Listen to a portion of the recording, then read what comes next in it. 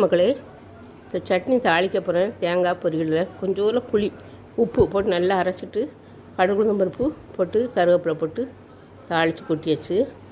தோசை வந்து நம்ம மூடி வைக்கிற தோசை அதுதான் சாப்பிட்டா இருக்கும் காலையில். அதனால் தோசை சுட்டு காலை டிஃபனை முடிக்கிறதுக்காண்டி சுட்டிருக்கேன். நல்லா மெல்லுசாக சுடலாம். மாவை நல்லா தண்ணியாக கரைச்சிக்கிட்டு அப்புறம் மெல்லுசாக சுட்டுடலாம். ஏன்னா அந்த மூடி வைக்கிறோம் பார்த்திங்களா, அதனால அந்த தோசை வந்து தன்னால் எலும்பி வந்துடும். எவ்வளோ நைஸாகவும் நம்ம சுடலாம். ஆனால் மூடி வச்சு சுட்டிங்கன்னா சட்டுன்னு வேலை முடிஞ்சிடும் பார்த்துக்கோங்க.